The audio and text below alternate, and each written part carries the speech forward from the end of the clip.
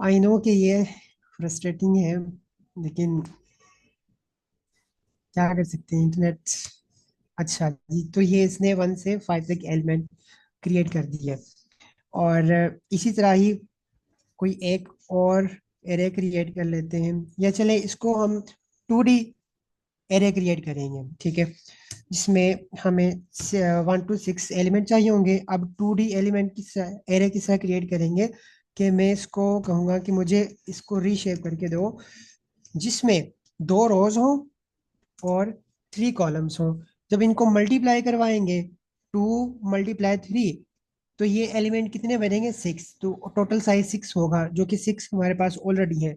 अब ये एक 2D एरे क्रिएट करेगा जिसमें 2 रोज हैं और 3 कॉलम्स हैं, ठीक है। इसी तरह ही एक और एरे क्रिएट कर लेते हैं जो बी होगी, और वो हम क्रिएट करेंगे 7 2, और 7 2 जिसमें भी कितने होने चाहिए? 6 एलिमेंट होने चाहिए। अगर उसको क्रिएट करेंगे तो वो होगी, ये आ गए। अब हमारे पास 2 एरेज आ चुकी हैं। अर्थमेटिक ऑपरेशन जिस तरह प्लस करना है, माइनस करना है, मल्टीप्लिकेशन करनी होगी, तो उसके लिए इनके एलिमेंट का साइज, इनके एरे का साइज होना जरूरी है, ठीक है। अगर इसको मल्टीप्लाई करवाइए, सबसे पहले तो इनको ऐड करते हैं, इन एरे को ऐड करें, तो ये सिंपली जिस तरह हम नॉर्मल वेरिएबल्स ऐड करते हैं, ये वही हो वैसे ही। तो उससे पहले मैं आप दोनों जो है एरेस वो प्रिंट करके दिखाता हूँ कि नजर किस तरह से आएंगी। एक तो ये होगी और दूसरी ये।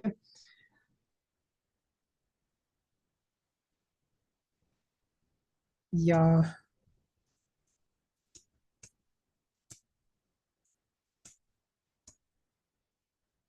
अब जब इनको ऐड करेंगे, मल्टीप्लाई करवाएंगे, तो वन जो पहला एलिमेंट पहले के साथ ऑपरेशन करेगा, दूसरा दूसरे के साथ, तीसरा तीसरे के साथ, और लास्ट वाला लास्ट वाले के साथ। जो सीक्वेंस है उसी सीक्वेंस में वो जाके अपना टास्क परफॉर्म करेंगे, जो हम ऐड करवाएंगे, मल्टीप्लाई करवाएंगे, माइनस करवाएंगे या डिवीजन करवाएंगे, ठीक है। ये एक जरूरी चीज है। लेकिन अब यहाँ पे एक और चीज आती है जो मैं, चले इनको पहले ऐड करके देख लेते हैं। बी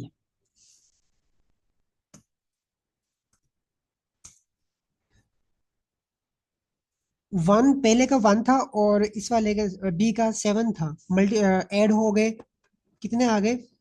8 आ गए। इसी तरह यहाँ पे अगर हम पहली एलिमेंट को, वैसे हमने इसको प्रिंट नहीं करवाया, खैर वो देख लेते हैं, क्योंकि पहले जो पहली एरे थी उसका सेकंड एलिमेंट 2 था, जबकि ये 8 है तो ये 10 आ गया। इसी तरह ये सारे ऐड हो गए। तो बात बताने की ये है कि जब हम इनको अर्थमेटिक ऑपरेशन करते हैं, तो जो सीक्वेंस में एलिमेंट मौजूद है वही जाके साथ वो अपना टास्क परफॉर्म करते हैं। ये एक बात जरूरी थी। अब जो मल्टीप्लिकेशन है ना, वो 2 तरह की होती है।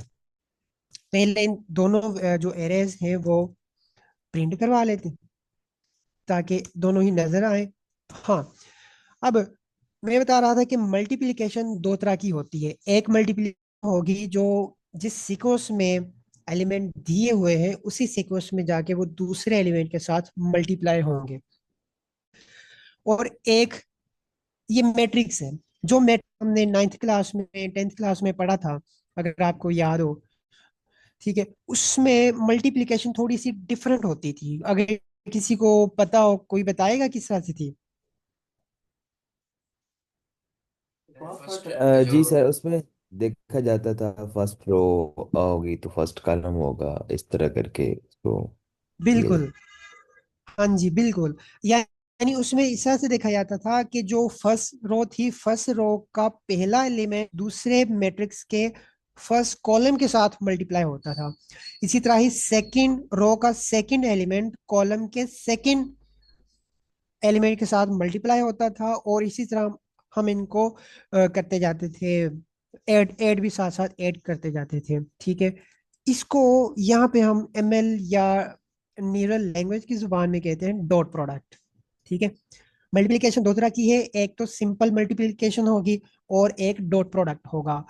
हमें मल्टीप्लिकेशन से ज्यादा मतलब नहीं है, किस चीज से ज्यादा मतलब है, डॉट प्रोडक्ट से, जो हमने ऑलरेडी मैट्रिक्स की लैंग्वेज में मल्टीप्लिकेशन पढ़ी हुई थी, वो मल्टीप्लिकेशन करेंगे। ठीक है, ये बात समझ आ गई है। अच्छा, अगर इनको नॉर्मली मल्टीप्लाई करें, जो ए मल्टीप्लाई बी है, तो ये होगा सिंपल वैसे ही। 7 मल्टीप्लाई होगा 1 के साथ, तो ये आ गया 7।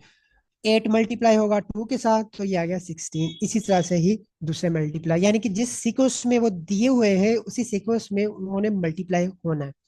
लेकिन अब अगर इनको करें, क्या कहते हैं इनको, अगर इनको डॉट प्रोडक्ट लें, डॉट प्रोडक्ट क्या होता है बेसिकली? डॉट प्रोडक्ट अगर हम इसको मल्टीप्लाई करवाएं, यानी कि 1 मल्टीप्लाई होगा 7 के साथ, 7 आ गया। 2 मल्टीप्लाई होगा 10 के साथ। अच्छा, पहली बात तो इसने अब यहाँ पे मल्टीप्लाई ही नहीं होना, क्यों? जो है वो चेंज है, इनका ऑर्डर होना वो भी जरूरी है। जिस तरह इसका ऑर्डर जो है वो है 2/3, जबकि इसका भी 2/3 है।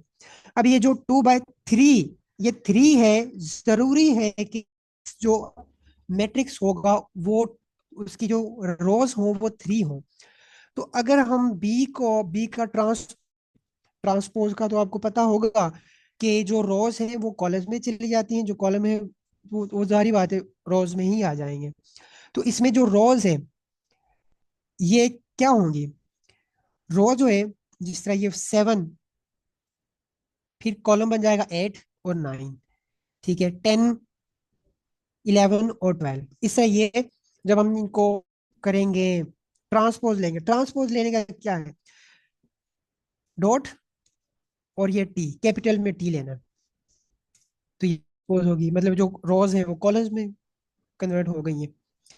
और इसी से जब कॉलम्स थे, कॉलम 3 थे, और हमें भी 3 ही रोज चाहिए, तो ट्रांसपोज लेके वही चीज हमें आ गई है। ठीक है, अब अगर इनको मल्टीप्लाई करवाएं, मल्टीप्लाई किस तरह से, कि 1 मल्टीप्लाई होगा 7 के साथ, प्लस 2 मल्टीप्लाई होगा 8 के साथ, 16। ठीक है, 3 मल्टीप्लाई होगा 9 के साथ।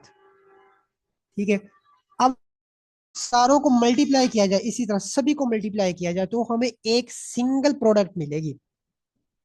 सॉरी, क्या कहते हैं उसको, सिंगल प्रोडक्ट नहीं, हमें एक, जब इनको मल्टीप्लाई डॉट प्रोडक्ट लेंगे, तो इसका रैंक क्या है? 2/3। इसका कितना है?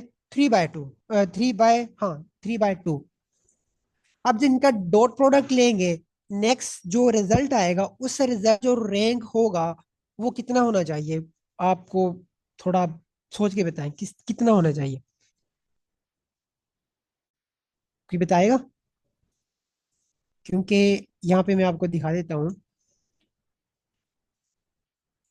अगर उनका जो है डॉट प्रोडक्ट होना चाहिए, इसका है 3 है, जबकि पहले पहले पहले एलिमेंट का, पहले मैट्रिक्स का, जबकि दूसरे का कितना है? 3/2।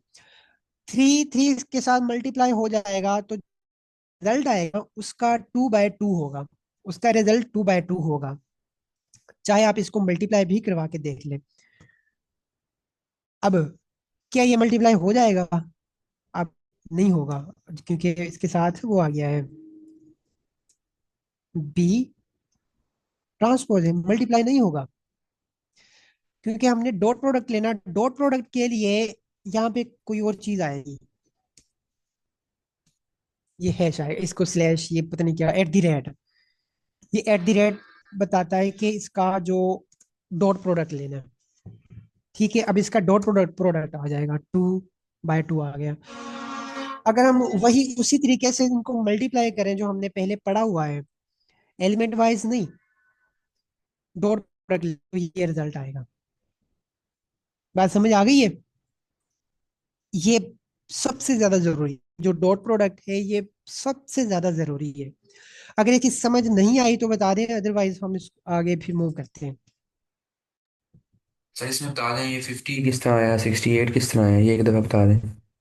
ठीक है, मैं आपको बता देता हूँ। चलें जी, हम ना दूसरी रेज लेते हैं, जो सिंपल से, क्योंकि इनकी मल्टीप्लाई करना फिर वो थोड़ा सा लेंथी काम हो जाएगा।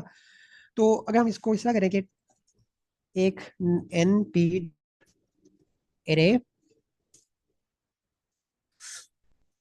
एरे ये लिस्ट पास करनी होती है। इसमें एक तो आ गया 1, 2 आ गया, ठीक है। और इसी तरह ही चले ये एक, ये एरे हो गई है। और दूसरी तरफ एक और एरे थी जो 3 और 4 है, बी है।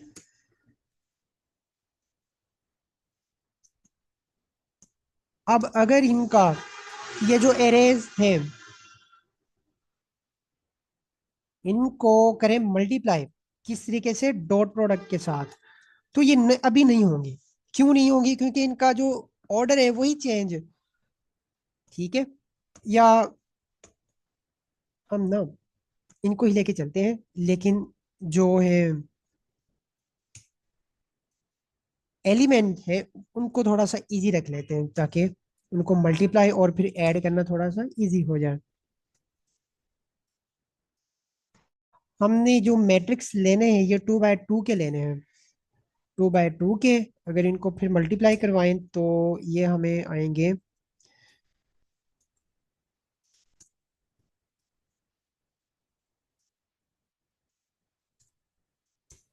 ओके ये मल्टीप्लाई आ गए। अब अगर इनका डॉट प्रोडक्ट लें तो जो 1 है वो मल्टीप्लाई होगा। अच्छा, एक और चीज, ये जरूरी है कि उसका ट्रांसपोज लेना जरूरी है। ये बात याद रखिए, ट्रांसपोज लेना जरूरी है क्योंकि मल्टीप्लाई करवाना। अब इवन दो कि इस टाइम वो लकीली उनका ऑर्डर वो सेम है, चाहे हम ट्रांसपोज ना, सेम है, ये तब भी डॉट प्रोडक्ट आ जाएगा। लेकिन डॉट प्रोडक्ट हमने जब लिया कर न्यूरल नेटवर्क में तब लाजमी है कि उसका ट्रांसपोज लिया जाए, ठीक है। ये बात याद रखनी है, क्योंकि वहां पे जो डायमेंशंस होती हैं वो बहुत रोल प्ले करती हैं, बहुत।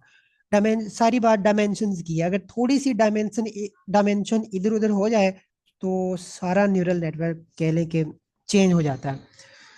अच्छा, अब इसका लेंगे ट्रांसपोज। ट्रांसपोज लेने के बाद आपको, हाँ, अब अगर नॉर्मली हम इनका लें, डॉट प्रोडक्ट लें, 1 मल्टीप्लाई होगा 5 के साथ, कितना आ गया? 5 आ गया। प्लस 2 मल्टीप्लाई होगा 6 के साथ, कितना आएगा? 12 आ गया। अब इसी तरह सेकंड रो पे आ जाए, सेकंड रो, फिर 3 मल्टीप्लाई, नहीं, 1 मल्टीप्लाई होगा 7 के साथ, 7 आ गया। प्लस फिर 2 मल्टीप्लाई होगा 8 के साथ, कितना आएगा? 16 आ गया, ठीक है। अब इसी तरह सेकंड रो पे आ जाए, 6 मल्टीप्लाई होगा 1 के साथ, 6 आ गया। फिर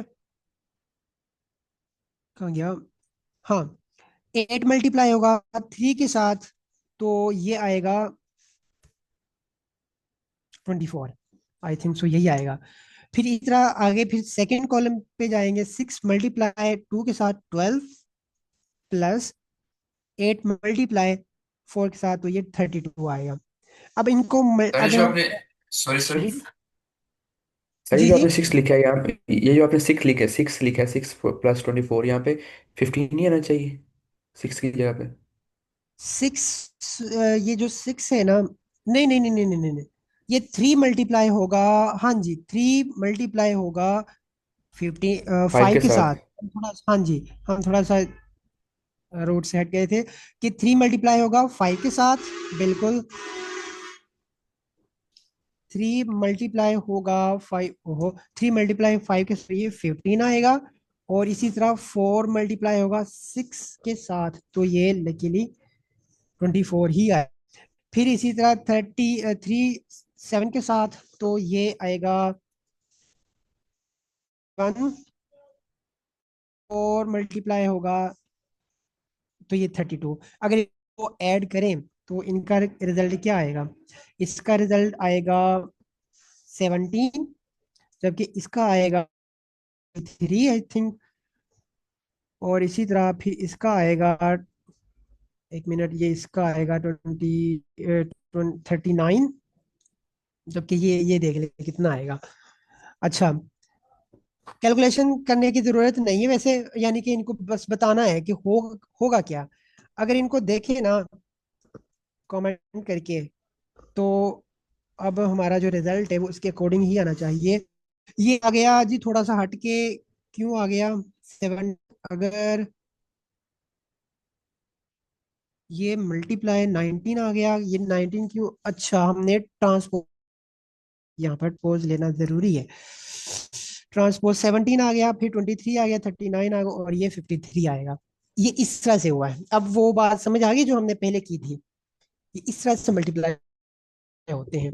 और ये क्यों होते हैं अभी में भी आपको ज्यादा समझ ना आए, अभी कुछ देर पहले, कुछ देर के हम न्यूरॉन को डिस्कस करेंगे ना, तब आपको एक एक चीज समझ आएगी जो अभी हम कर रहे हैं। अभी बस ये देखना है कि जो सीक्वेंस में ऑलरेडी है वो मल्टीप्लाई करना होता है, डॉट प्रोडक्ट इसका थोड़ा सा सीन हटके है, जब ऐड करने हैं तब क्या होता है, और जब माइनस करने हैं तब क्या होता है। ये जो दो तीन चीजें याद रखनी है। इसकी समझ आ गई है अभी तक जो चीज हमने डिस्कस की है? Yes sir. ओके। अब देखते हैं कि एक हमारे पास ए मैट्रिक्स है। अगर मैं इसको अप्लाई करवाऊं डायरेक्ट किसी स्केलर के साथ, अच्छा जो डिजिट होता है ना, वैल्यू, सिंगल वैल्यू, उसको हम कहते हैं स्केलर। ठीक है। अब जब इसको मैं स्केलर के साथ मल्टीप्लाई करवाऊंगा तो क्या होगा? क्या ये किसी एक वेरिएबल के साथ, किसी एक नंबर के साथ मल्टीप्लाई होगा, ये सभी के साथ मल्टीप्लाई होगा? ये बेसिकली सभी के साथ मल्टीप्लाई होगा। तो आंसर जो आएगा वो 2 आएगा, 4 आएगा, 6 और 8 आएगा। ठीक है। सिमिलरली इसको करवाऊं करवाऊं तो ये सारे एलिमेंट के साथ ऐड होगा। हो गया, ठीक है। माइनस करवाऊं, डिवीजन करवाऊं, काम दोनों सभी के साथ सेम ही होगा जो अभी हमने किया। ओके जी, अभी तक यहाँ पे आपको समझ आ गई है। लेकिन क्या हो अगर मेरा जो है ए ए मैट्रिक्स कोई और है, उसकी डायमेंशन कोई और है, यानी उसका ऑर्डर कोई और है, जबकि बी का कोई और हो, तो क्या तब भी ये मल्टीप्लाई या ऐड हो सकते हैं? लाइक यहाँ पे अभी तो दोनों के लिए जो बी है, या जो बी का और ए की डायमेंशन है वो कितनी है, वो अभी के लिए वो है 2/2, जबकि मैंने इसकी कर दी है, ए की कर दी है 2/3 और 2/2। तो क्या अब इनको मल्टी प्रिंट करवा के देख लेते हैं कि वो किस तरह से आएंगे, ताकि अब बताएं क्या ये मल्टीप्लाई होंगे, क्या ये ऐड हो सकते हैं, या क्या ये माइनस हो सकते हैं? सोच के बताएं। सर मल्टीप्लाई किसके साथ करवाना है? यानी ये आप आपस में अगर इनको मल्टीप्लाई करवाएं इस तरह, ओहो, ये मल्टीप्लिकेशन जो जिसका है ना, हम ये जो सिंपल मल्टीप्लिकेशन है, इसका मतलब है कि ये वो एलिमेंट वाइज एलिमेंट मल्टीप्लाई होंगे। डॉट प्रोडक्ट का मतलब होता है वो जो हमने यहाँ पे ये किया है, और ये जरूरी है, इससे ज्यादा ये जरूरी है। तो ये मल्टीप्लाई नहीं होंगे, क्योंकि एलिमेंट वाइज ऑपरेशन जो होगा वो एलिमेंट वाइज जबकि इनका साइज ही डिफरेंट है। ठीक है, ठीक है। 1 5 के साथ मल्टीप्लाई हो जाएगा, ऐड हो जाएगा, अगर हम ऐड करें तो ऐड हो जाएगा। 5 के साथ 2 6 के साथ होगा। लेकिन ये थ्री का क्या बनेगा? थ्री यहाँ पे प्रॉब्लम क्रिएट करेगा, तो ये नहीं होगा। ठीक है, ये चीज, यानी कि ये ऑपरेशंस भी आपको समझ आ गए। अब एक और छोटा सा टॉपिक है, इंडेक्सिंग। इंडेक्सिंग भी थोड़ा सा ट्रिकी हो सकता है, लेकिन ये भी बहुत जरूरी है। नमपाई में ये ऑपरेशंस बहुत जरूरी हैं। तो ये हमारा मैट्रिक्स था। एरे लगा लें, मैट्रिक्स लगा लें, या इसको टेंसर भी कहते हैं अगर ये 3D हो तो। अच्छा, मैं कहता हूँ कि मैंने सिर्फ 5 को लेके आना है, 5 को प्रिंट करवाना है। किस तरह करवाएंगे? बात तो ये है कि अगर इंडेक्सिंग की बात करें ना, पहले हम रो को सिलेक्ट करते हैं इसके अंदर, रो, यानी कि इसका इंडेक्स क्या होगा, इसका वन का इंडेक्स क्या होगा, वन रो, ठीक है, रो, वन रो, सो पहली रो जिसका इंडेक्स जीरो होगा, और कॉलम भी जीरो। तो अगर मैं जीरो बाय जीरो करूं तो वन आ जाएगा, मेरा वन आ गया। लेकिन अगर मैं फाइव को करना चाहूँ, जिस तरह मैंने पहले कहा कि मैं फाइव को करना चाहता हूँ, इंडेक्स कितना है, रो, पहले रो सेलेक्ट करनी है, इंडेक्स कितना है, वन है। अब कॉलम कितना है, कॉलम का इंडेक्स कितना है, बताएं बताएं बताएं, जल्दी बताएं। सर वो भी इंडेक्स हमेशा जीरो से स्टार्ट होगा। बिल्कुल, इंडेक्स हमेशा जीरो से स्टार्ट होता है, जबकि यहाँ पे रो सेकंड रो है, लेकिन इसका हम्म। इंडेक्स वन होगा, जो कि हमने लगा दिया। सेकंड कॉलम है और इसका इंडेक्स भी वन होगा, तो ये फाइव आ जाएगा।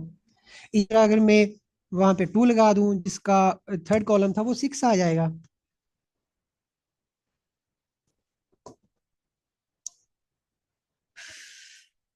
ये सिक्स आ गया।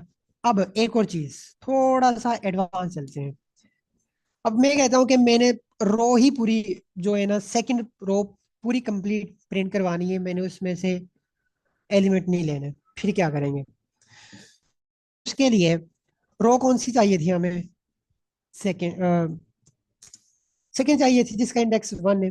अब अब क्या करें, अब हम करेंगे कि मुझे सारी की सारी चाहिए। ये जो है ना, ये बताता है कि कहाँ से और कहाँ तक। अगर मैं जीरो से एलिमेंट कौन सा है, थर्ड तक लेके जाऊं, अब फोर्थ होगा, क्योंकि एलिमेंट जो है वो थ्री है। हाँ, थ्री तक जाना है। अब ये वो थ्री को काउंट नहीं करेगा, क्योंकि जाना हमने थ्री तक है, थ्री से पहले एलिमेंट जो है वो टू है, ठीक है। टू को वो कंसिडर करेगा, जो हमने पास यहाँ पे किया उसको कंसिडर नहीं करेगा। तो अब ये पूरी रो को प्रिंट कर देगा, सेकंड वाली को। यहाँ पे एक और चीज, अगर मैं यहाँ पे सिंपल कुछ भी ना पास करूं, तो वो स्टार्टिंग पॉइंट और एंडिंग पॉइंट कंप्लीट कंसीडर करेगा, ये तब भी ऑपरेशन कंप्लीट हो जाएगा, ठीक है। ये एक जरूरी काम था। हाँ जी, यहाँ पे, यहाँ तक किसी का कोई क्वेश्चन हो।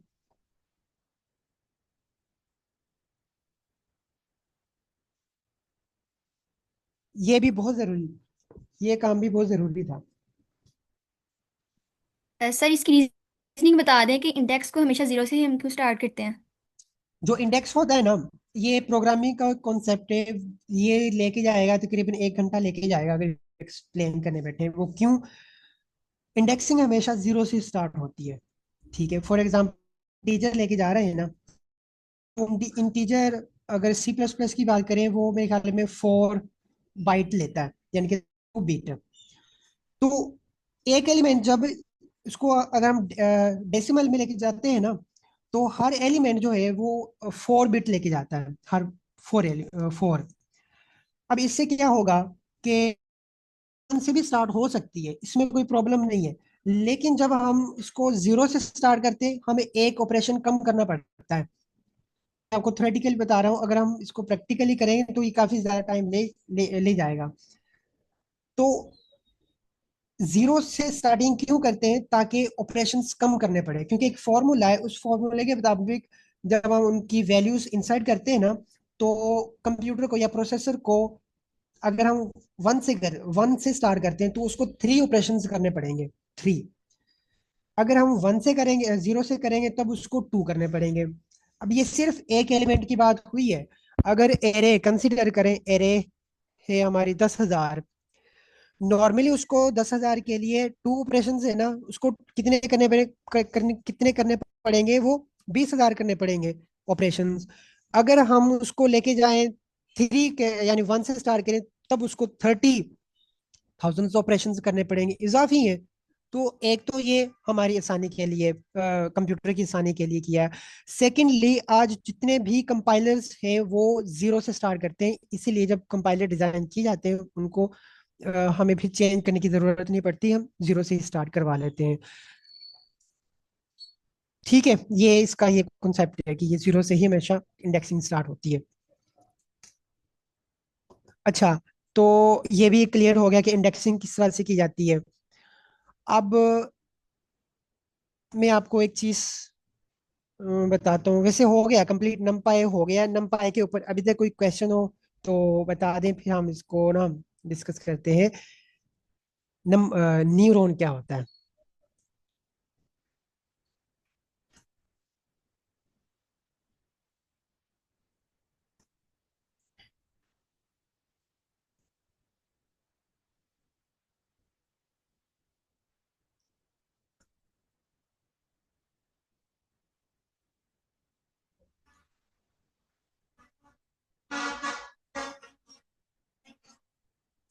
अच्छा, न्यूरॉन को देखते हैं। न्यूरॉन एक्चुअली में, न्यूरॉन जो है ना, आपको क्या लगता है न्यूरॉन क्या होगा?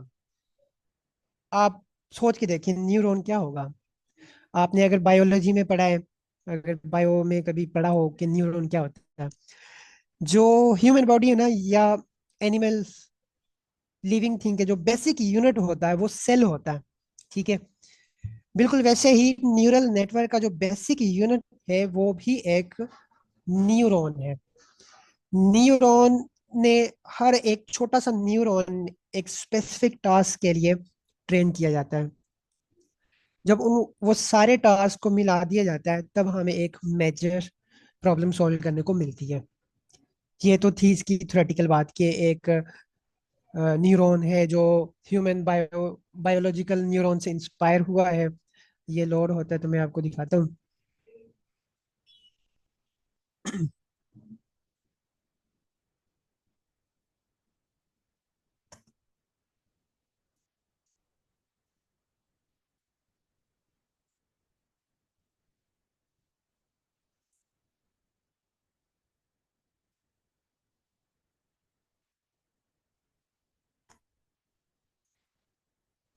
अच्छा जी, ये न्यूरॉन है। सिंपली अगर हम देखें ना, ये न्यूरॉन है। एक मिनट। अच्छा, ये नंबर वगैरह, ये जो डब्ल्यू ये नजर आ रहे हैं ना? जी सर, ओके। क्लियर है। ओके, तो मैं ये बता रहा था कि ये न्यूरॉन है। सिंपल सा एक न्यूरॉन है जो इंस्पायर हुआ है बायोलॉजिकल न्यूरॉन से। ये न्यूरॉन कुछ इनपुट्स लेता है।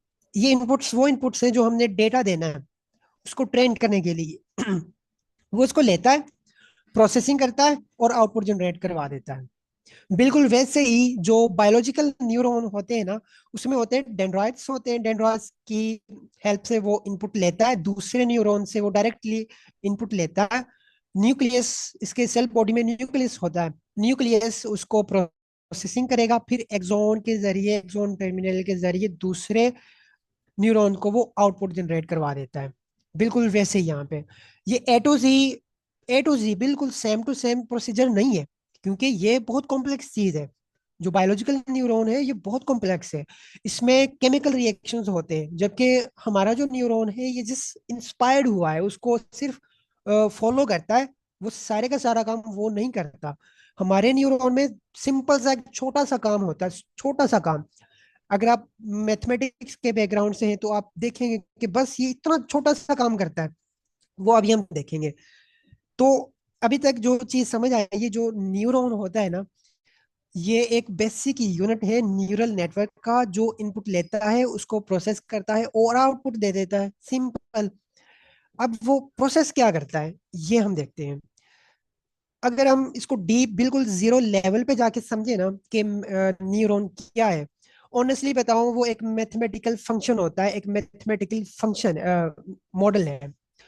जिस तरह ये एक मैथमेटिकल फंक्शन है, ये जो मैथमेटिकल फंक्शन है ना, ये फंक्शन एक इनपुट लेगा, अपने बिहेवियर की बिना पे उसको आउटपुट में कन्वर्ट कर देगा। सिंपल। ठीक है। जिस तरह अगर इसको देखें, ये जो फंक्शन है, ये अगर हम इमेजिन करें कि ये इनपुट लेगा 2 और उस 2 को वो कन्वर्ट करेगा डबल में, यानी कि जो इनपुट आएगी उस इनपुट को वो डबल कर देगा। सिंपल। डबल करके जो रिजल्ट होगा, आउटपुट होगी, वो रिटर्न कर देगा। ठीक है, ये जो फंक्शन है ये काम करता है कि जो इनपुट होगी उस इनपुट को मॉडिफाई करके उसको डबल करके हमें रिटर्न करेगा। बिल्कुल वैसे ही अगर हम इस न्यूरॉन को देखें, सॉरी इस फंक्शन को देखें, ये फंक्शन क्या करता है? कोई एक्सप्लेन करेगा? थोड़ा सा बताएं कि ये क्या कर, ये फंक्शन क्या करता है? आपको क्या लगता है कि ये क्या करता होगा? तो ये 3 के मल्टीपल्स लेगा और उसमें 2 जो इसको प्लस करके आंसर देता जाएगा हमेशा हमें। बिल्कुल, यानी कि जो इनपुट होगी उस इनपुट का पहले वो ट्रिपल करेगा। अगर 2 है, 2 को वो करेगा 6 में कन्वर्ट करेगा, उसका ट्रिपल मल्टीपल, 3 का मल्टीपल क्रिएट करेगा, फिर उसको 2 के साथ ऐड कर देगा, और जो रिजल्ट होगा वो हमें रिटर्न करवा देगा। काम आसान ही है ना? मतलब ज्यादा मुश्किल नहीं है। फंक्शन जो है ये बस सिंपल सा काम करते हैं और कुछ भी नहीं है। अब जो थर्ड फंक्शन है ये थोड़ा सा चला जाता है एडवांस की तरफ। जो पहले फंक्शंस थे वो at a time single input ले रहे थे, लेकिन अब जो फंक्शन है ये एट अ टाइम 2 इनपुट लेगा। लेकिन काम इसका भी वही होगा कि उस इनपुट को किसी वेरिएबल के साथ, किसी कोएफिशिएंट के साथ मल्टीप्लाई करवाएगा, ऐड करेगा, और एट द एंड हमें एक सिंगल रिजल्ट दे देगा। ठीक है, अगर इस फंक्शन को देखें, ये फंक्शन एक्स, दो इनपुट, एक एक्स होगी और एक वाई होगी। एक्स को वो डबल करेगा, वाई को वो ट्रिपल करेगा, फिर उनको ऐड करने के बाद वन के साथ मल्टी ऐड कर देगा, और सिंगल एक जो रिजल्ट होगा वो हमें रिटर्न करवा देगा। बात तो आसान ही है ना? अगर इसी तरह कोई और फंक्शन होता जिसमें इमेजिन करें कि वो 10 इनपुट्स लेगा, इसी तरह ही आगे काम इंक्रीज होता जाएगा, और वो मल्टीप्लाई करेगा, अपने कोएफिशिएंट के साथ मल्टीप्लाई होगा, फिर उन सभी को ऐड करेगा, और एट द एंड हमें एक सिंगल रिजल्ट प्रोवाइड कर देगा। इसी तरह ही है ना? तो अगर देखा जाए ये जो मैथमेटिकल फंक्शंस है इन्होंने क्या किया, इन्होंने इनपुट को लिया, मॉडिफाई किया, और रिजल्ट हमें प्रोवाइड कर दिया। इससे ज्यादा क्या काम, क्या और कोई काम हुआ है ये बताएं।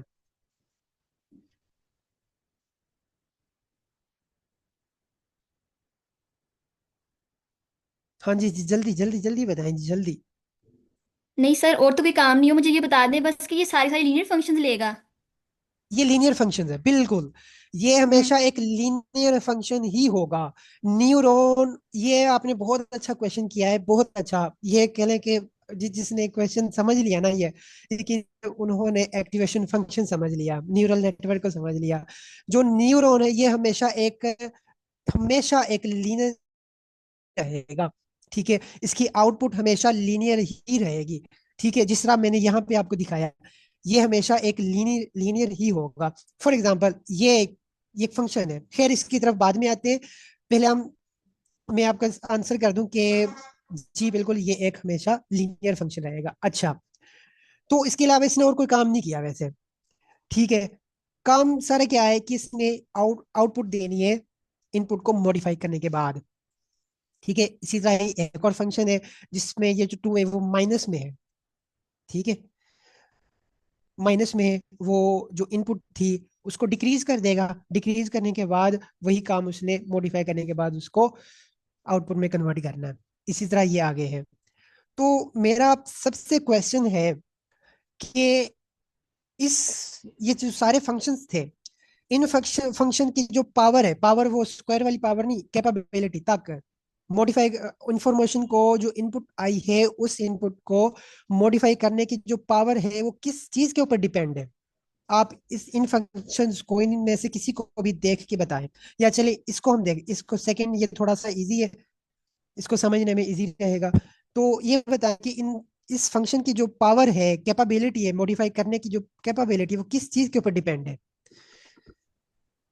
एक्स के ऊपर डिपेंडेंट है। एक्स के ऊपर, एक्सो इनपुट है, इनपुट यानी इनपुट के ऊपर डिपेंड है। ये हम्म। ऑपरेशन के ऊपर डिपेंड करेगी सर। ऑपरेशन अगर यहाँ ऑपरेशन माइनस का करते हैं हम, 3x-2, तो वो कैपेबिलिटी उसकी कम हो जाएगी। जहाँ प्लस है या मल्टीप्लाई कर देते हैं तो वो कहाँ चला जाना है। ये भी है वैसे, ऑपरेशंस के ऊपर भी डिपेंड है, एक्स के ऊपर भी डिपेंड है।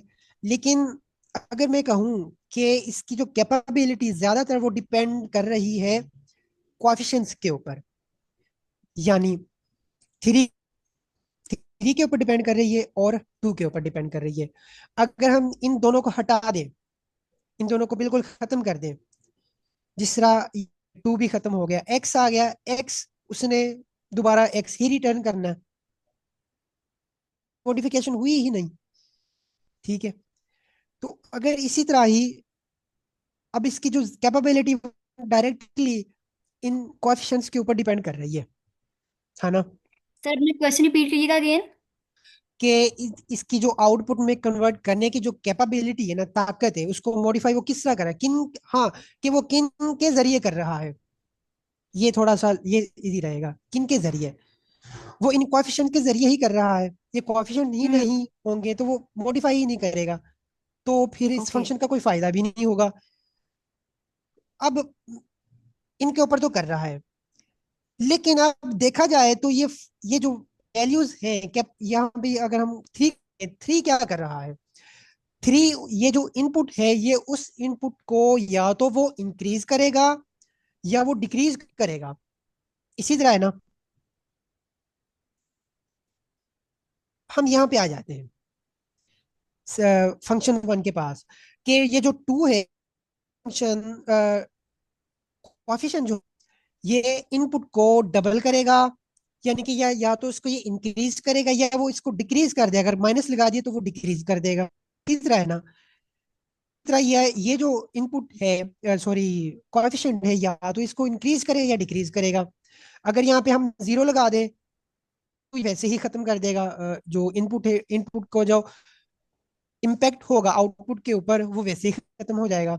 इसी तरह है ना, यानी कि आउटपुट के ऊपर, इस फंक्शन की आउटपुट के ऊपर ये जो कोएफिशिएंट है ये डायरेक्टली इम्पैक्ट कर रहा है किस चीज को, ये जो इनपुट है ना, इनपुट का जो इन्फ्लुएंस है, उसकी जो कंट्रीब्यूशन है, उसको या तो वो डिक्रीज करता है या वो इसको इंक्रीज करता है। ये बात समझ आई है या नहीं, बस ये बताएं। आगे सर। आप, जी, इस बात की समझ आ गई है सर। ओके। तो आप सोच रहे होंगे कि हमने पढ़ना था न्यूरॉन, हम चले गए फंक्शंस के ऊपर।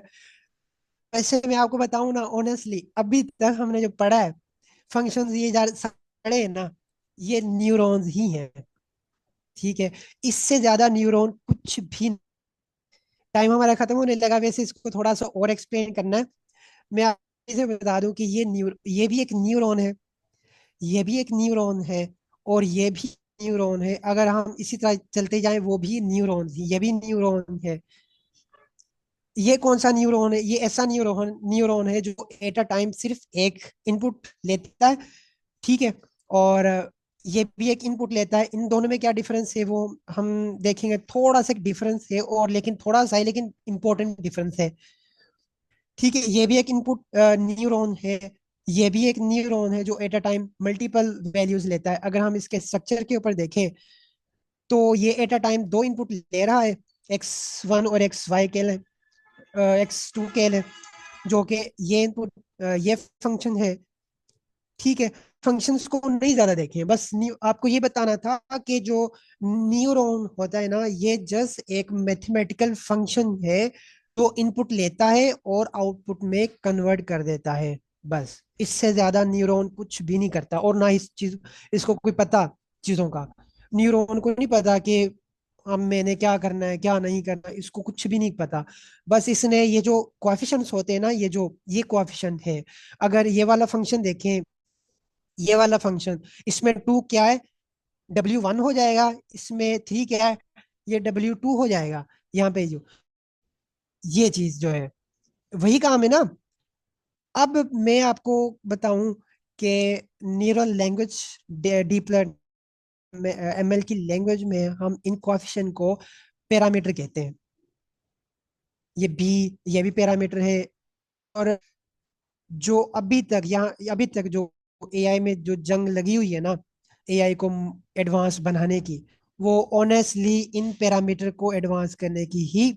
इनको अपडेट किस तरह किया करना है हमने, ये जो टू आया है, टू था, थ्री था, वन है, इनके काम क्या है। ठीक है, इनकी वैल्यू किस तरह फाइंड करनी है, यही हमारी आज तक जो जंग लगी हुई है यही है, इसी के ऊपर लगी हुई है, कि हमने इनको एडवांस एडवांस करना है, बिल्कुल कम टाइम में, बिल्कुल इजीली हमने इनकी वैल्यूज जो बनती है ना वो किस तरह फाइंड करनी है, ये हमने देखनी है। आज क्या आपको क्या समझ आया? अभी तक जो हमने आज कवर किया है ना, वो ये देखा है कि जो न्यूरॉन होता है वो सिंपल एक मैथमेटिकल फंक्शन है। इस न्यूरॉन की जो पावर है डेटा को आउटपुट में कन्वर्ट करने की, जो पावर है वो डायरेक्टली इन पैरामीटर के ऊपर डिपेंड कर रही है। इन पैरामीटर के बगैर ये न्यूरॉन कुछ भी नहीं है। ये इसका इस इनपुट का कुछ भी नहीं बिगाड़ सकता अगर ये पैरामीटर ही ना हो। तो ये जो पैरामीटर्स है ना, ये इनपुट को इस न्यूरॉन की जो आउटपुट है, आउटपुट के ऊपर कितना डिपेंड करेंगे, कितना वो कंट्रीब्यूट करेंगे, ये एक्चुअली में ये वेट डिसाइड करते हैं। कि एक हमारा डेटा है जिसमें कुछ फीचर्स हैं, ठीक है। वो फीचर्स या तो आउटपुट को कन्वर्ट, यानी कि जो उस न्यूरॉन की जो आउटपुट होगी, ठीक है, फाइनल हमारी प्रिडिक्शन, प्रिडिक्शन जो फाइनल प्रिडिक्शन, वो उस प्रिडिक्शन में वो स्पेसिफिक एक फीचर, जिस तरह ये एक फीचर है X2, एक फीचर है X2 फीचर प्रिडिक्शन में कितना कंट्रीब्यूट करेगा, कितना वो उसके लिए इम्पोर्टेंट है, तो ये वेट डिसाइड करते हैं। अगर वेट्स की वैल्यू जीरो है, ठीक है, अगर वेट्स की वैल्यू हमने जीरो कर दी, तो क्या इस X2 की कोई कंट्रीब्यूशन होगी इसकी प्रिडिक्शन में? सोच के बताएं। कल हम यहीं से स्टार्ट करेंगे, यहाँ तक वैसे कंप्लीट नहीं हुआ, यहीं से स्टार्ट करेंगे। लेकिन मेजर जो चीज प्रॉब्लम थी वो हमने सॉल्व कर ली है कि ये एक मैथमेटिकल फंक्शन है। इसमें कुछ पैरामीटर्स होते हैं जो कि ये इनको हम वेट्स कहते हैं, और ये एक बायस है। इनके क्या काम है ये हम कल भी डिस्कस करेंगे, हाँ कल डिस्कस करेंगे। जी सर, आपका कोई क्वेश्चन?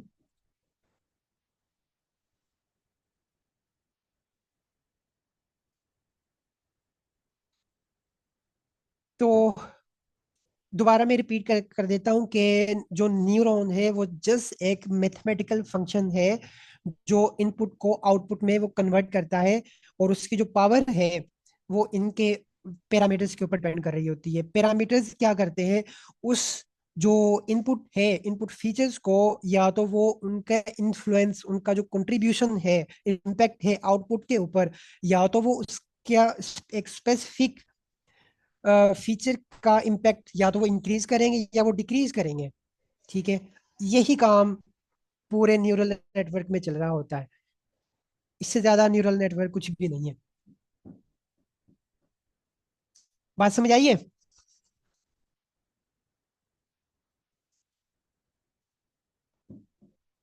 जी सर।